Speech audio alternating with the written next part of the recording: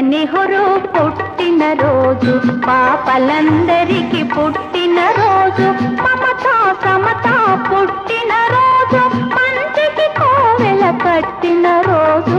పండిత నెహ్రూ పుట్టిన రోజు, పాపలందరికీ పుట్టిన రోజు.